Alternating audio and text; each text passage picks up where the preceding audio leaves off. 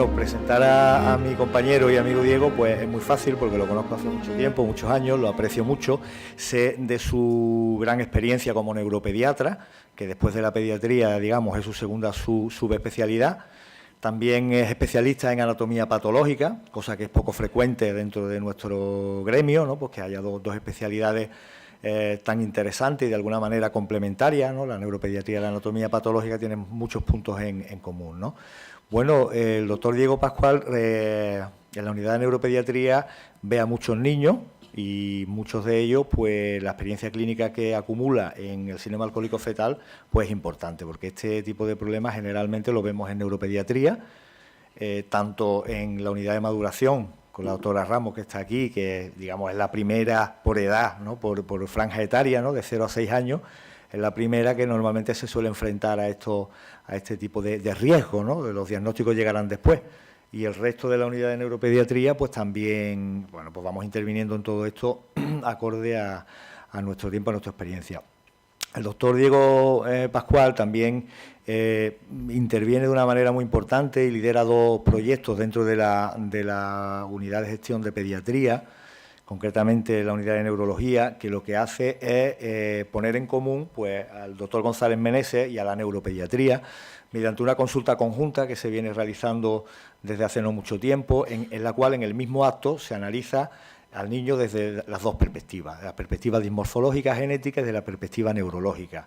Y yo creo que es una visión bastante novedosa, que se hace poco, y bueno, pues el doctor Diego Pascual se encarga de, entre otras cosas, además de ver a los niños, de organizar un poquito esta consulta, que yo creo que ofrece mucha calidad, ¿no? a la familia, que al fin y al cabo es lo que, en parte, pues las asociaciones como las que hoy organizan esta extraordinaria jornada vienen un poquito a fomentar, ¿no? La calidad en la asistencia, ¿no? Y otra unidad interesante desde esta perspectiva, que también el doctor Diego Pascual interviene mucho en nuestro hospital, es la consulta conjunta con neuropsiquiatría, ¿no? Nosotros la llamamos neuropsiquiatría infantil y no es más que una consulta simultánea con el neuropediatra y los compañeros de psiquiatría infantil, ¿no? Con esas 2 perspectivas, que aborda pues, los problemas neurológicos que sabemos que tienen todos estos niños y los problemas psiquiátricos, ¿no? Pues os dejo con el doctor Diego Pascual, que nos va a hablar sobre los aspectos clínicos, sobre los diagnósticos diferenciales y todo lo que él nos quiere decir. Muchas gracias, Diego.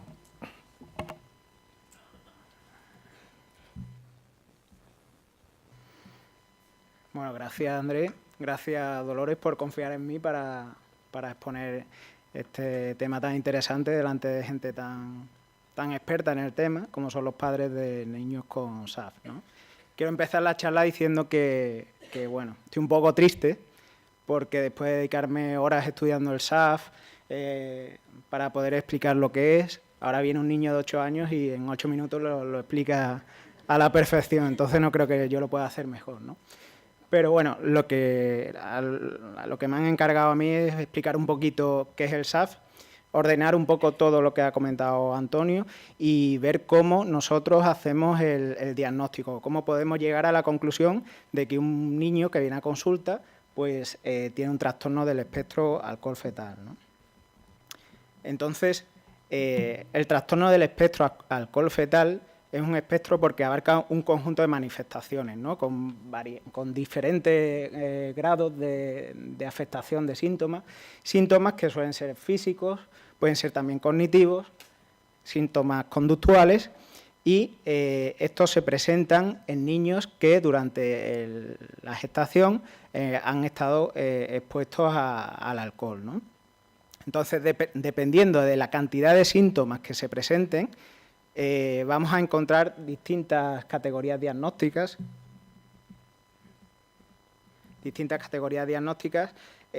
La forma más extrema, el SAF completo, que va a tener todos los síntomas completos, hasta en el otro lado del espectro, categorías donde solo vamos a tener síntomas cognitivos o conductuales, donde no vamos a ver nada en el paciente, en la exploración física, pero sí en su comportamiento. Dependiendo de la definición que se emplee de este tipo de trastornos y de dónde nos vayamos a mirar, la frecuencia dentro del planeta es distinta, ¿no? Se supone o se se ha visto que hay como 7,7 casos por cada 1.000 nacidos vivos a nivel global. Pero si nos centramos, por ejemplo, en la región europea de la Organización Mundial de la Salud, esta frecuencia aumenta a 20 casos por 1.000 nacidos vivos. Y como esto depende también de las características socioculturales, del patrón de consumo de alcohol, en los países del Mediterráneo oriental, en países árabes, donde la ingesta de alcohol pues, está prohibida, esa incidencia pues, baja hasta 0,1 casos por cada 1.000 nacidos vivos, ¿no? Dentro de la incidencia global se ve que los grupos donde hay mayor prevalencia o más frecuencia de estos pacientes son en niños que proceden de hogares de acogida, que son adoptados o que provienen de poblaciones con bajo nivel socioeconómico. También, dependiendo un poco de qué parte del espectro estemos, vamos a encontrar frecuencias diferentes, ¿no? La frecuencia del SAF, que es el trastorno que es más fácilmente reconocible porque tiene todas las alteraciones posibles, es menor que la frecuencia de las formas parciales. Sin embargo, es la más fácil de reconocer. Por tanto, esto condiciona que la mayoría de los niños sean diagnosticados de forma tardía. La edad media del diagnóstico, según las publicaciones, es en los 9 años, pero se describe un rango tan amplio como desde los 7 días a los 50 años. O sea que podemos encontrar pacientes que hayan sido diagnosticados ya en la edad adulta. Y, según los estudios que se han hecho, los signos físicos están ausentes hasta en un 75% de los casos. O sea, que para que vean ustedes la dificultad del diagnóstico que tenemos, ¿no?, delante. ¿Cuáles son los pilares del diagnóstico o, digamos, las entidades o las cosas en las que nos tenemos que fijar para poder llegar a identificar a un paciente como que padece un trastorno del espectro alcohólico fetal? El primero es la exposición intrauterina al alcohol, ¿vale? No siempre es necesario, ahora lo vamos a ver, dependiendo de los criterios, demostrar la exposición al alcohol, dependiendo del número de manifestaciones que tengamos, pero este es un pilar fundamental para hacer el diagnóstico. El segundo pilar, la dimorfia facial, lo que ha hablado el doctor González Meneses. El tercero, el retraso del crecimiento, o sea, alteraciones o cifras bajas de peso, talla o del proceso de crecimiento del niño. Afectación de la estructura cerebral, sobre todo perímetro craneal o de algunas estructuras cerebrales, como ya ha comentado el doctor González Meneses y que ahora también veremos. Y el quinto, más frecuente y más difícil de evaluar, al menos para la parte médica, ¿no?, que somos nosotros, la afectación neuroconductual, tanto la afectación de la inteligencia como del comportamiento, de la conducta y de todos estos problemas que presentan los pacientes, ¿no? Entonces, son 5 pilares o cinco apartados que tenemos que ir viendo, ¿no? Dependiendo de cómo se combinen estos apartados, pues vamos a tener, como he comentado, distintas categorías. No hay criterios universalmente aceptados, o sea, hay como 4 esquemas diagnósticos, 4, según, digamos, el libro donde lo miremos, habría como 4 libros, así, fundamentalmente, que coinciden en ciertos aspectos, pero algunos son más exigentes, exigen muchas más afectaciones para poder diagnosticar a un niño de un SAF, y otros pues son unos criterios más laxos, ¿no? Nosotros los que estamos utilizando son los del Instituto de Medicina, actualizados en 2016, que se publicaron en esta revista, en Pediatrics, que es la revista pediátrica más importante para nosotros y que es la referencia, ¿no? Entonces, con respecto a la exposición intrauterina al alcohol, ¿qué se considera o qué consideran las publicaciones como que ha habido una exposición confirmada al alcohol? Debe haber al menos uno de los siguientes criterios, desde 3 meses antes de que la madre reconozca que está embarazada, porque no lo diga, o bien desde 3 meses antes desde que haya una constancia de un test de gestación positiva en el embarazo. Aunque ya se ha comentado que no hay una cantidad segura de alcohol a partir de la cual se pueden producir problemas en el feto, sí que las publicaciones apuntan a una serie de volúmenes y medidas y cantidades de bebidas en cuanto a que se puede identificar como un consumo excesivo de alcohol. Aunque ya digo y repito que ningún consumo de alcohol es seguro y tolerable. Creo que esto es algo que tenemos muy incrustado en nuestra cultura, que el consumo de alcohol es normal y yo, no sé, creo que desde la experiencia personal, por lo que veo, incluso pienso que, o por lo que escucho, ¿no?, que como se considera que cogerse la primera borrachera en la adolescencia es como un hito más del desarrollo, ¿no?, cuando no debería serlo, ¿no?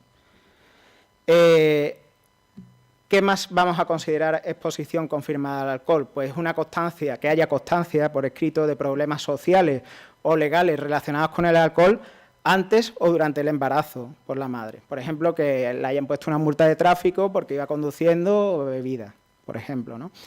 O que haya una intoxicación etílica también documentada, bien en test de aire, de aliento, o en orina o en sangre. También se habla en las publicaciones de pruebas positivas con biomarcadores de la exposición al alcohol, ésteres de alcohol, en meconio, que es la primera deposición que hace el niño, aunque esto realmente es muy raro hacerlo, la verdad que no se hace, ¿no? Luego que en cuestionarios que hay validados y estructurados que preguntan sobre el consumo del alcohol, nos salga una puntuación alta, ¿no?, que preguntan sobre el consumo del alcohol en el embarazo. Entonces hay una serie de cuestionarios, hay varias siglas que están estructurados y, bueno, le hace esas preguntas a las embarazadas y si supera una puntuación, pues se confirma el consumo de alcohol, ¿no? En general, es una cuestión complicada preguntarle a la madre sobre si ha consumido alcohol u otros tóxicos. Normalmente lo que te recomiendan las publicaciones es decirle a la madre que hacemos una serie de preguntas estándar a todo el mundo sobre sustancias que hayan podido tomar durante el embarazo y que nosotros pensamos que pueden ser nocivas, como el alcohol, ¿no? Entonces, lo recomiendan hacer de la siguiente manera: empezar preguntándole por las enfermedades previas de la madre, los antecedentes generales de la madre, luego los hábitos de bebida en el momento actual, en el momento que se está atendiendo en la consulta a esa madre, ¿no? Luego preguntarle por los hábitos de bebida previos al embarazo y finalmente por los hábitos durante el embarazo. Se supone que así pues vamos entrando de forma paulatina en el tema del consumo del alcohol y vamos ganando un poco la confianza, ¿no? Toda esta información, para considerarla como confirmada, la tenemos que obtener o bien directamente de la madre biológica o bien de una fuente de confianza, que según las publicaciones puede ser un miembro de la familia, un miembro de servicios sociales o bien un informe médico, ¿vale? El segundo pilar, la dimorfia facial. En los criterios que nosotros utilizamos se requieren al menos 2 características físicas y, bueno, esto ha hablado ya el doctor González Meneses, que son las fisuras palpebrales cortas, menores del percentil 10, el labio superior fino y el filtrum, que es el surco que hay entre la nariz y la parte superior del labio, planos. Para eso hay una serie de guías, ¿no?, norteamericanas, sobre todo la de la Universidad de Washington, que considera como positivo una graduación, la finura del labio y la planitud del filtrum del 1 al 5 y hay que considerar como significativo que esté dentro de la escala de 4 o 5. Dependiendo también del libro que usemos o del esquema diagnóstico, bueno, hemos comentado que estos rasgos pueden ser cada vez menos visibles con la edad, ¿no? Pero sí que es verdad que dependiendo del esquema que se use, se exigen más o menos rasgos, ¿no? Nosotros, los que empleamos, nos exigen solo 2 rasgos, pero los del CDC, por ejemplo, que son unos criterios que se actualizaron en 2015, exigen 3 rasgos, y las guías canadienses, donde tienen bastante experiencia en Canadá en este tema, exigen también 3 rasgos y que la fisura palpebral, o sea, la estrechez del ojo, sea todavía más estrecha, se aparte más de lo normal que en el esquema que nosotros usamos. Para un poco las personas que no son médicas o que no están están familiarizados con la terminología, lo del percentil es una medida de normalidad, ¿no? Nosotros tomamos una gráfica, por ejemplo, como esta, que relaciona la edad con, por ejemplo, el peso. Si un niño tiene, por ejemplo, 4,5 años, lo señalamos en la gráfica, y si pesa 6 kilos, el punto donde interceden nos va a dar el percentil, que en este caso sería un percentil entre 15 y 3. Es estar más alejado de lo normal si el niño tiene un percentil 3 que si tiene un percentil 10. Es menos frecuente tener un percentil 3 que un percentil 10. Con lo cual, los criterios que nosotros estamos empleando, que nos exigen un percentil, por ejemplo, de la fisura palpebral 10, digamos que son niños con unas alteraciones un poquito más leves que los criterios que exigen un percentil 3, que te exigirían una alteración o una fisura palpebral más estrecha.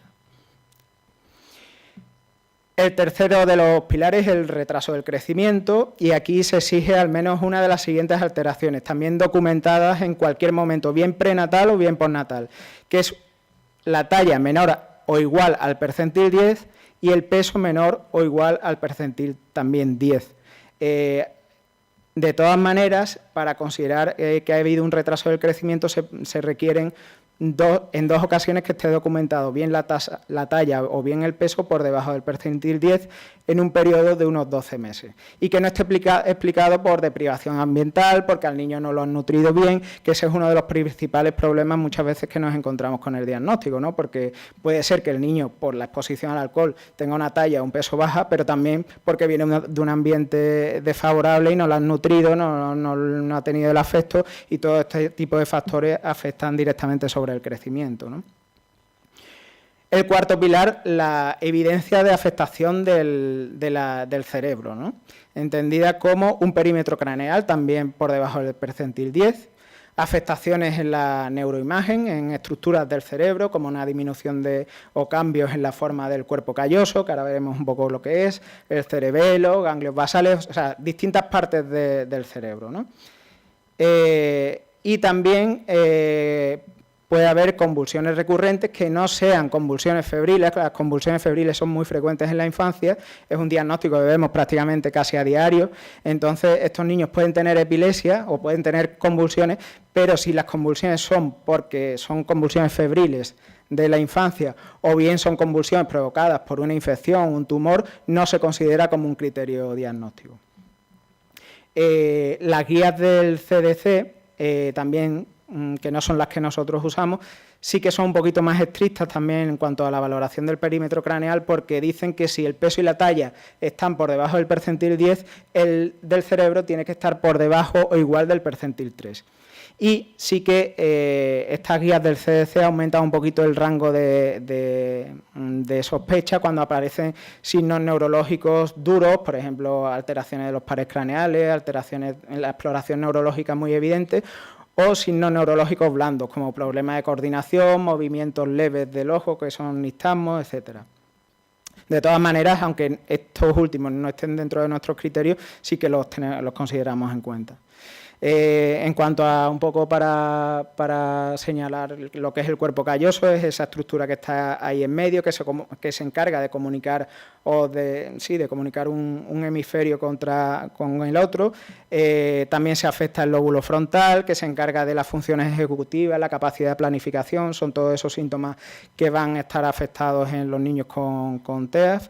El cerebelo y los ganglios basales, que se encargan de la integración y la coordinación del movimiento, y también el hipocampo, que se encarga de la memoria. Todos estos síntomas o todas estas estructuras, cuando están afectadas, pues van a provocar todos estos síntomas que luego vemos en los niños con SAF. Esto es un ejemplo, bueno, lo he traído un poco por curiosidad, de una publicación en la que se muestran 3 fotos de niños afectados con SAF. La última es un adelgazamiento del cuerpo calloso, y las 2 primeras, la primera es una agenesia parcial, solo se ve una parte. A ver si la puedo señalar, porque esto que se cambia. No sé, que se cambia esto. Bueno. La de este lado vemos una agenesia parcial, la de en medio no hay cuerpo calloso, y la tercera sí que hay cuerpo calloso, pero es muy adelgazado. La parte más complicada, al menos para nosotros y de interpretar, pues la afectación neuroconductual, ¿no?, de la inteligencia y de la conducta. Es la más complicada, pero es la más frecuente. Entonces, aquí el libro que nosotros usamos o ese esquema diagnóstico diferencia en niños más de 3 años y niños menores de 3 años. En niños mayores de 3 años basta con que tengamos un cociente intelectual bajo, por encima de 1,5 desviaciones estándar bajo la media. Las desviaciones estándar es otra forma de medir, ¿no?, de cómo se aparta una medición de lo normal, ¿no? Es como más o menos otra forma de expresar el percentil, ¿no? Se tiene que apartar más de 1,5 desviaciones estándar de la media para saber que el cociente intelectual es significativamente bajo. Y pues hay distintos cocientes intelectuales, el global, el verbal, el espacial, cualquiera de ellos es suficiente con que esté alterado, ¿vale? Normalmente cuando encontramos diferencias importantes entre el verbal y el manipulativo, en una diferencia de más de 30 puntos suele ser significativo. Entonces podemos tener una afectación cognitiva con un CI bajo. Si os fijáis, nuestros criterios exigen una desviación de 1,5, mientras que los criterios que se actualizaron en 2015, los de los CDC, exigen una separación mayor, ¿vale? 2 desviaciones estándar. O sea, que tendríamos que tener un cociente intelectual más bajo de la media para considerarlo como significativo, ¿vale? Entonces, podemos tener una afectación cognitiva bien porque el CI esté bajo o bien porque haya alguna alteración en la conducta, al menos en alguno de los apartados que ahora vamos a ver, que se mida también por una serie de test estandarizados. Se les pasa un test al niño, da una puntuación y esa puntuación también se va a apartar de la media más de 1,5 desviaciones estándar, ¿no?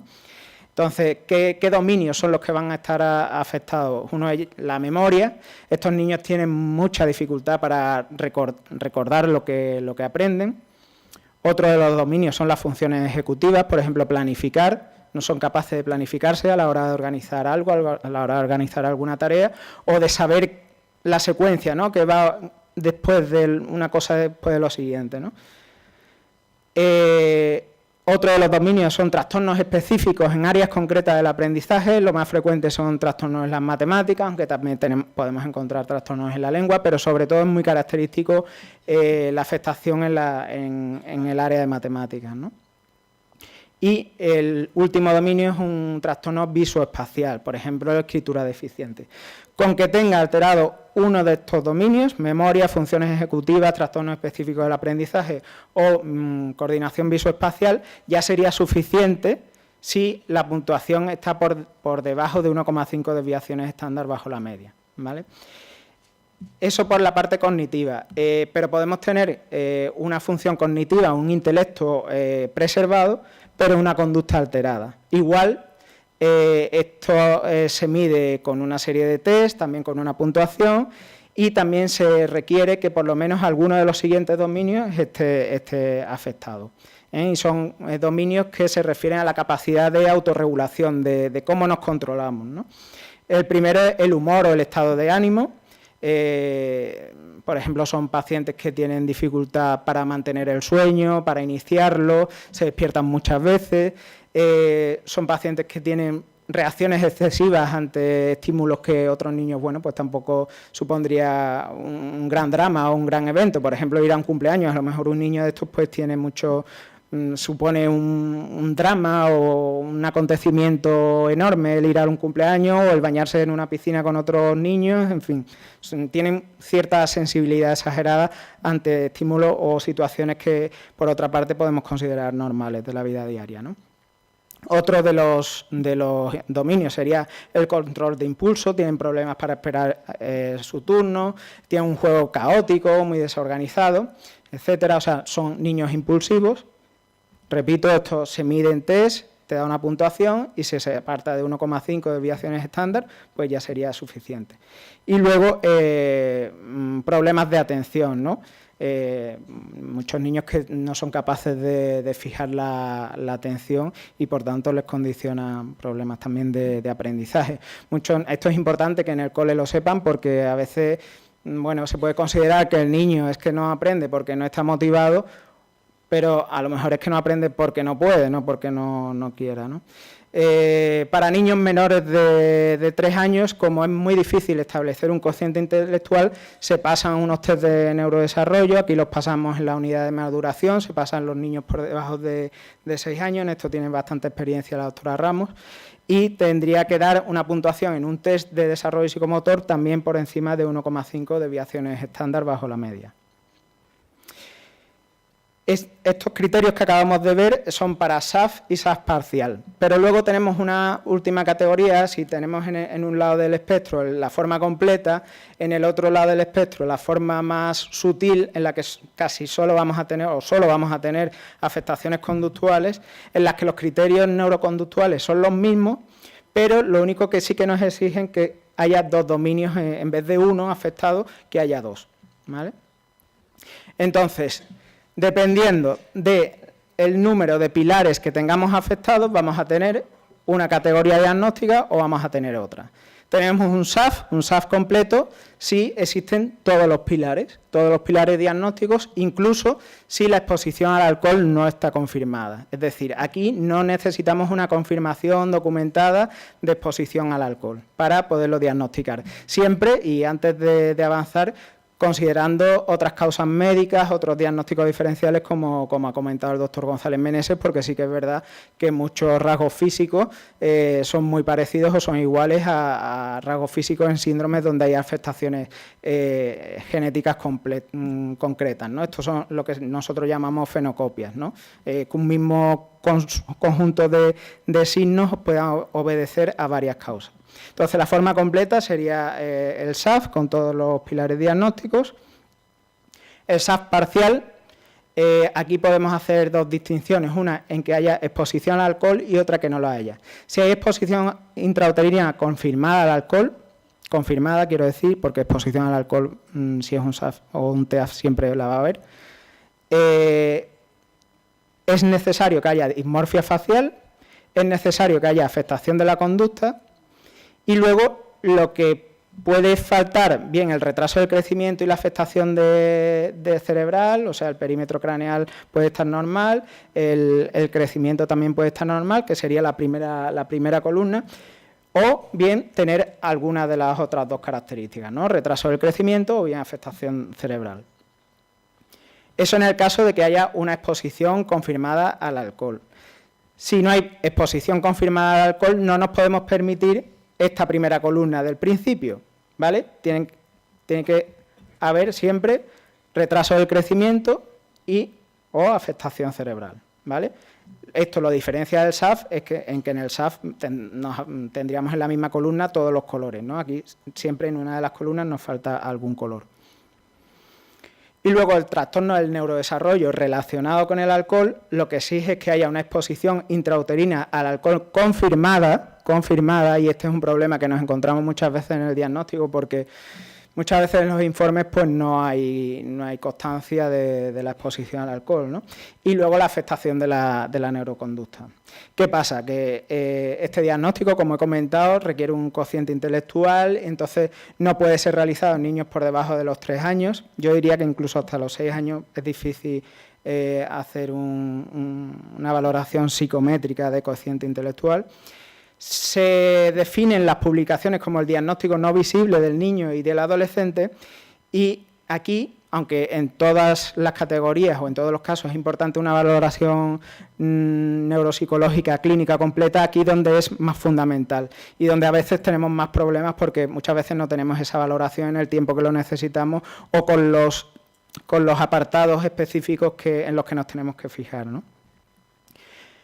Otra de las categorías diagnósticas son los defectos del nacimiento relacionados con el alcohol. Son afectaciones en distintos órganos como el corazón, los huesos, los riñones, el oído, el sistema visual, en niños que han estado expuestos al alcohol. Y no necesariamente, o para ponerlo como defecto del nacimiento relacionado con el alcohol, no tiene que haber una afectación cognitiva. Esto en sí no constituye una categoría diagnóstica como tal, pero sí que es importante tenerlo en cuenta a efectos estadísticos, ¿no?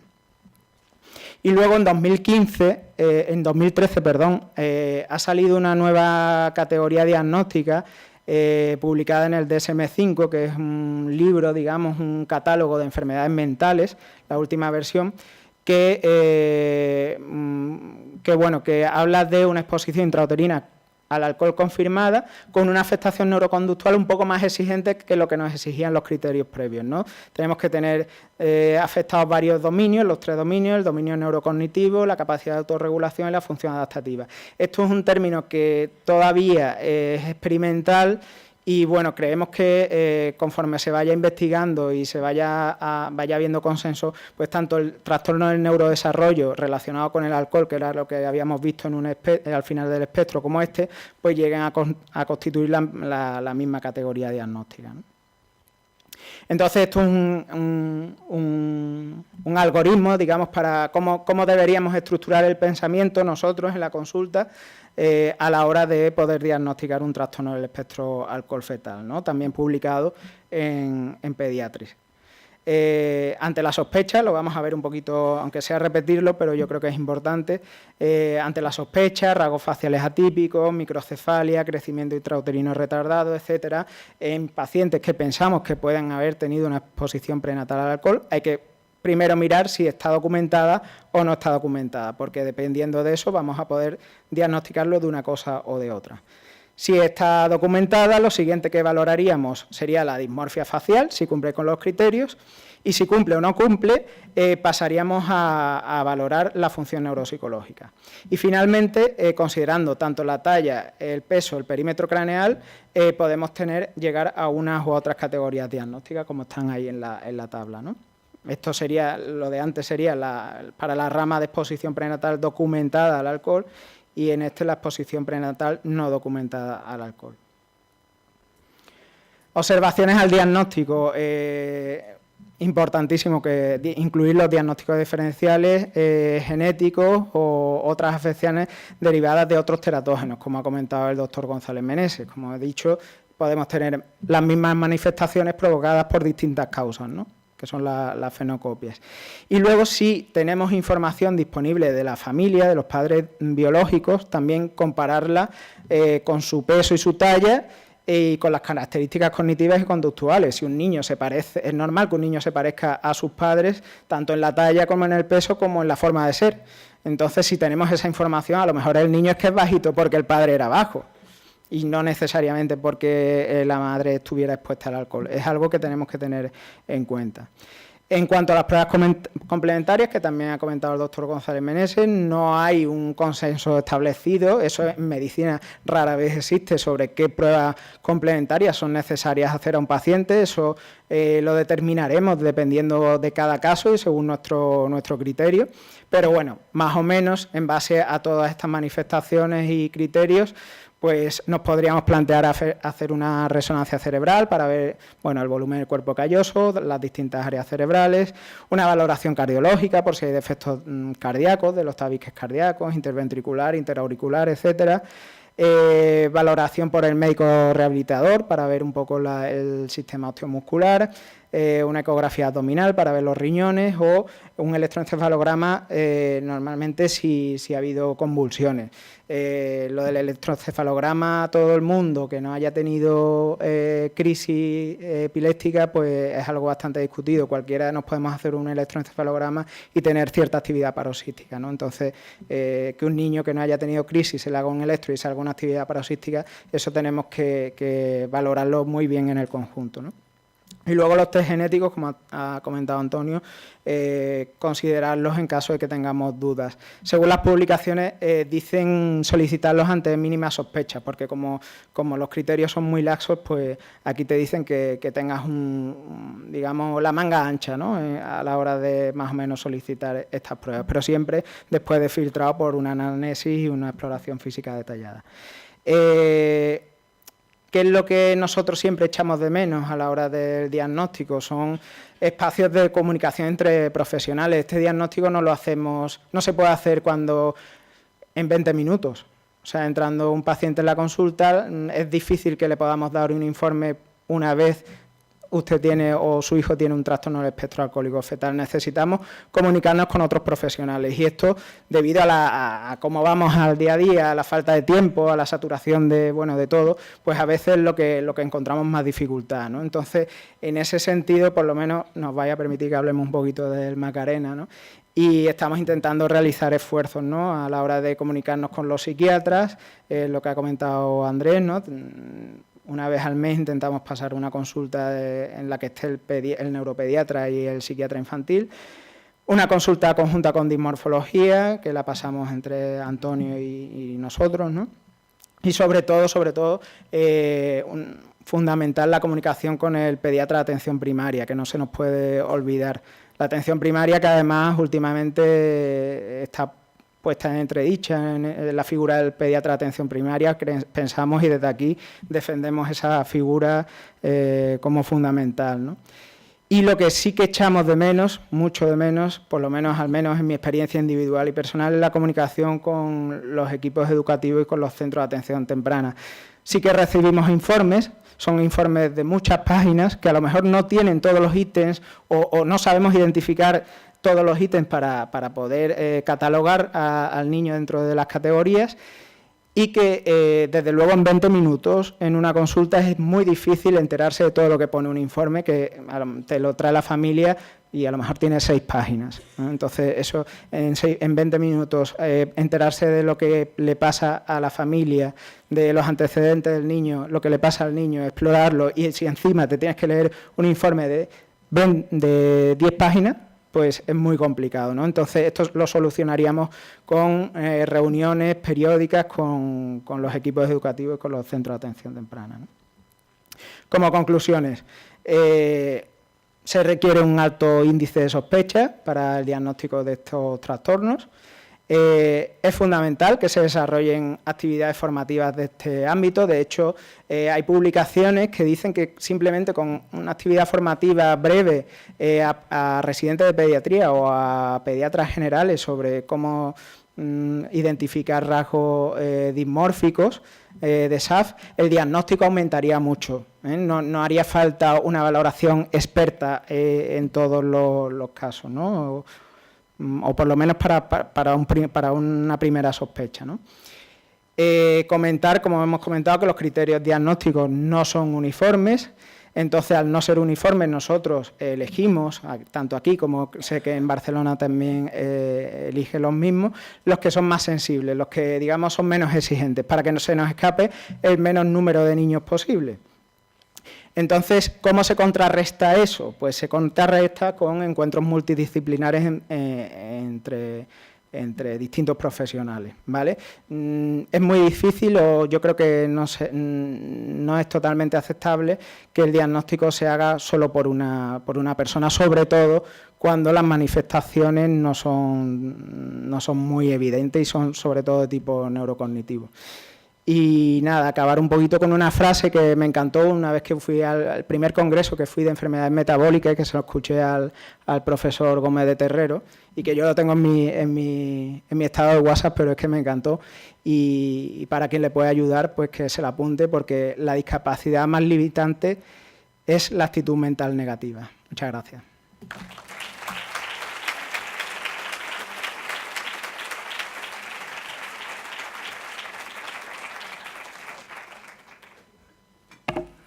Muchísimas gracias al doctor Diego Pascual por su excelente y clarificadora charla. Tenemos ahora 5 minutos, porque vamos un poquito más de tiempo, para hacer una ronda de preguntas a aquellas personas que quieran comentarle algo a los ponentes o a cualquiera de los que estamos aquí en la mesa.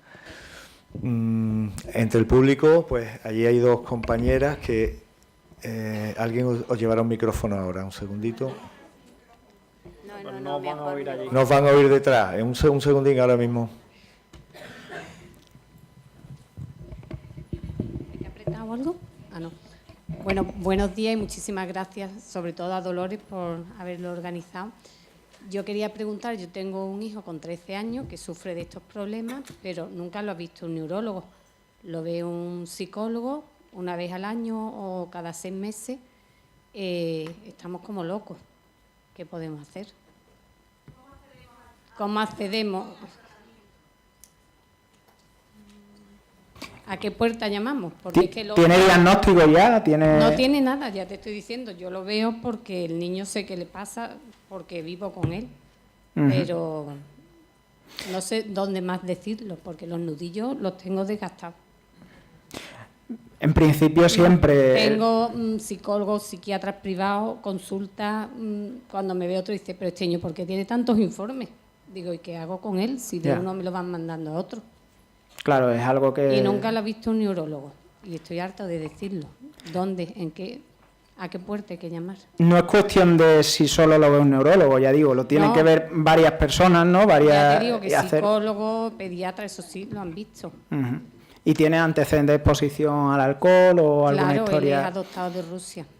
Y bueno, todo lo que habéis leído aquí de rasgos conductuales, vamos, calcaíto. Ya. En principio, ahora mismo, lo que hay establecido, primero pediatría de atención primaria, ¿no? Cuando un niño tiene un problema, lo primero que va a su pediatra. Bueno, lleva aquí desde que tiene 13 meses. Ya. Atención en pediatría, ya dime tú. Y luego el pediatra normalmente lo debe derivar tanto a salud mental comunitaria, que es el primer escalón. Ahí está ya. Equipo de orientación escolar, que supongo que también lo tendrá valorado. Si hay alguna afectación física o algún problema neurológico concreto al neuropediatra. Si no, bueno, pues también no estaría de más, pero bueno, tampoco es exclusivo, ¿no? Y bueno, ese es un poco el proceso diagnóstico. Sí que es importante que los profesionales que lo hayan visto... ¿Quién lo diagnostica? ¿Quién lo diagnostica? Pues en principio lo tiene que diagnosticar en conjunto entre el pediatra, equipo de orientación escolar, salud mental pero eso infantil. No existe, ese conjunto no existe. Claro, no existe. Existe la comunicación por informes y ya está, pero hoy en día, y es lo que he comentado, que por lo menos nosotros lo sufrimos, ¿no? en la consulta, echamos de menos esos foros de discusión entre profesionales, ¿no? Porque al final, ¿quién dice la última palabra, ¿no? Pero más que quién pone la última palabra, que el niño sigue sufriendo y sin solución. Otra cosa muy distinta es que un paciente no tenga, digamos, una entidad diagnóstica, y otra cosa es que no se atienda, que es otra cosa distinta, porque independientemente de que tenga un diagnóstico concreto, sí que hay que tratar o atender a sus necesidades tanto educativas como médicas, como psicológicas, ¿no? Entonces, sí, yo tengo su informe, su cociente intelectual, los problemas de conducta. En principio, si está totalmente valorado, ¿y ahora qué? Tendría que ponerse el diagnóstico. Si cumple todos los criterios, se puede diagnosticar, claro, por el pediatra. Yo quisiera comentar a ese respecto, porque es ¿quién hace el diagnóstico de SAF? El que sepa. A nosotros solo nos diagnostican de TDAH. Entonces, el diagnóstico de síndrome de alcohol fetal, el que sepa, quiero decir, en este caso... Y la medicación fue fatal. Claro, fatal. Un segundito. Sí, sería... ¿Quién puede hacerlo? Lo puede hacer el pediatra de primaria, en muchísimas ocasiones así ocurre. Lo puede hacer un neuropediatra, lo puede hacer un psiquiatra, lo puede hacer un neuropsicólogo. Es decir, realmente no hay un especialista designado para diagnosticar un SAF. Y eso es muy importante que lo sepamos. Es decir, es importante alguien que conozca el SAF, porque si no lo conozco no lo voy a poder diagnosticar, obviamente. Y luego una cuestión también fundamental es que el diagnóstico no necesariamente implica que yo no reciba tratamiento, que eso es otra cuestión que he hablado con muchos de ustedes y yo creo que es fundamental esa cuestión, y lo ha dicho el doctor Diego Pascual Vaca, ¿no? Es decir, y voy a poner un ejemplo que no es exactamente el mismo, y entiéndanme las diferencias. Si yo tengo una dificultad para andar, independientemente de qué me la esté provocando o qué me la haya provocado, habrá cuestiones que tengan un tratamiento específico. Si yo tengo una dificultad para andar porque tengo un cáncer, obviamente necesitaré un tratamiento, pero si es una secuela de algo, una vez que yo haya tenido mi daño, tendré que recuperar mis secuelas. Y en esto, en el SAF, pues es muy en esa cuestión. Y eso es independiente de que yo tenga el diagnóstico concreto de SAF o no, que puedo buscarlo, pero que hay veces que puede ocurrir que yo tenga unas características neurocognitivas, pero no tenga documentada la exposición prenatal al alcohol y no tenga rasgos faciales. Y entonces, mire usted, efectivamente las manifestaciones son muy sugestivas, pero no son específicas, como hemos comentado antes. Es decir, un TDAH puede perfectamente ser debido a una alteración por el alcohol, pero también se puede ver en otro tipo de cuestiones. Y lo que nosotros tenemos que pedir también es que sea atendido para esas alteraciones, independientemente de que sea por SAF o no. Porque el hecho de que yo le diga, en su caso concreto, mire usted, efectivamente, vamos a poner, no lo sé, pero asumamos, sí, mire usted, esto es por un SAF. Muy bien, ¿y qué vamos a hacer ahora distinto? Nada. Probablemente no haya ninguna diferencia en el seguimiento que usted está recibiendo ahora mismo. Otra cosa es que... ¿Perdón? Claro, pero esa es otra cuestión, es decir, el seguimiento de las personas con trastorno con déficit de atención e hiperactividad, independientemente de que sean por un SAF, que sean por un síndrome de Down o por cualquier otra cosa, es algo que hay que mejorar. A este respecto...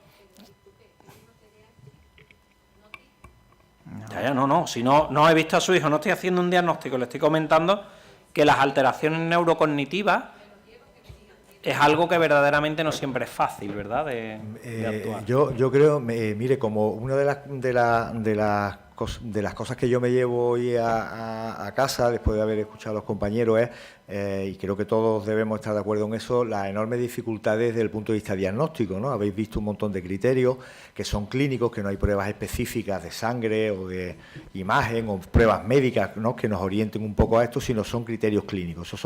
Siempre los criterios clínicos son a veces muy subjetivos, muchas veces con el paso del tiempo cambian y son muy complejos. Entonces, habrá niños que tengan un diagnóstico claro, porque, bueno, pues los profesionales que lo lleven también dependerá de la experiencia mayor o menor que tengan, otros que el diagnóstico está en proceso evolutivo, digamos, otros que están diagnosticados de alguna de los trastornos que forman el eje quinto que comentaba el doctor Pascual de los trastornos neurocognitivos, que pueden ser problemas de memoria, el mismo TDAH, etcétera, etcétera. Entonces, eso hay veces que es muy complejo y seguro que tenemos casos individuales para aportar todos los que queramos. Muchísimos, lo sé, nosotros los vemos en la consulta. Yo, estando de acuerdo con el doctor González Meneses y también con Diego, tengo que decir una cosa, es verdad que la escasez de recursos mediatiza y matiza muchas veces los diagnósticos y las evoluciones. Nosotros vemos a los niños tantas veces como podemos, pero hay veces que es física y materialmente imposible. Pero eso no es óbice para que no pidamos más recursos, tenemos que pedirlo. Y aprovecho esta ocasión que usted me brinda tan importante para decir aquí que los neuropediatras en nuestra unidad tenemos una visión bastante de conjunto, bastante global y, bueno, nos aproximamos mucho al diagnóstico porque nos gusta, porque nos interesa y porque queremos ayudar a nuestros niños y a nuestras familias, ¿no? Pero tenemos una carencia importantísima y es que no tenemos la posibilidad de hacer un buen estudio neurocognitivo en nuestra unidad. Pues no la tenemos, carecemos de ella, tenemos que mandar a los niños fuera. ¿Fuera dónde? Pues no sabemos muy bien tampoco ni dónde. Y las familias son las que en su periplo de ayudar a sus hijos, pues buscan neuropsicólogos, buscan psicólogos, y se pierden un poco en esa. Entonces, pues aprovecho para pedir que nos hace falta dentro del equipo nuestro un compañero de neuropsicología y podríamos completar mucho mejor muchos de los diagnósticos a los cuales llegamos, ¿no? Hay un señor allí que...